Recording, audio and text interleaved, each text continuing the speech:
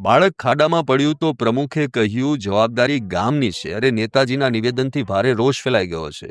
સત્તાના નશામાં ચૂર નેતાઓ જનતાને કેવી રીતે જુએ છે તેનું વરવું ઉદાહરણ ઉપલેટામાં જોવા મળ્યું.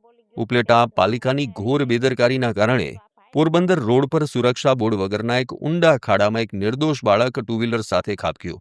આ ઘટનાને જોઈને હાજર લોકોના જીવ તાળવે ચોંટી ગયા. પણ ખરો તમાશો તો ત્યારે થયો જ્યારે એક જાગૃત નાગરિકે આ અંગે નગરપાલિકાના પ્રમુખને રજૂઆત કરી. પ્રમુખે ઉદ્ધતાઈથી જવાબ આપ્યો કે જવાબદારી ગામની છે. હવે જનતા પૂછી રહી છે કે જો ટેક્સ અમે ભરીએ, રસ્તાના ખાડામાં અમે પડીએ અને જવાબદારી પણ અમારી જ હોય તો પછી તમે ખુરશી પર શું કામ બેઠા છો? આ ઓડિયો ક્લિપ સોશિયલ મીડિયામાં વાયરલ થતા જ આખા શહેરમાં પાલિકા પ્રમુખ સામે ફિટકારની લાગણી વરસી રહી છે. નેતાઓ ક્યારે સમજશે કે તેઓ જનતાના સેવક છે, માલિક નહીં? અત્યારે આ છોકરો પડ્યો છે, આખે આખું ટુ વ્હીલ લગભગ 50% ફેલ કરી નાખ્યું છે.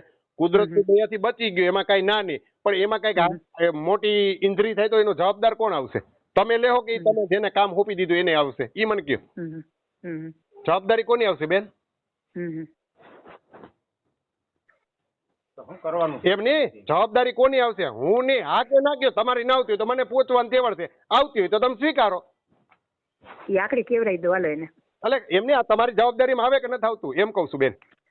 એને મેં એને પૂછ્યો કેટલા ફોન આવ્યા પ્રમુખના. આ જવાબદારી તમારી આવે કે બીજા કોઈની આવે? તો જેને આવતી હોય નંબર આપો. કોની આવે જવાબદારી? એટલે કોની બેન? તમે હું માં જવાબ આપો. આપણા બધાની જવાબદારી ભાઈ આવે. તમારી આવે, અમારી આવે, પાડોશની આવે, ગામની આવે, બધાની જવાબદારી આવે. એમની અમારી જવાબદારી આવે, બધાની આવે જવાબદારી. આપણે તમારી ના આવે ને અમારી આવે એમ કેવા માંગો ને તમે? બધાની આવે. તો બધાયમાં કોણ કોણ? પબ્લિક ની જ આવે, એને ક્યાં આવે? બધાયમાં કોણ કોણ બેન?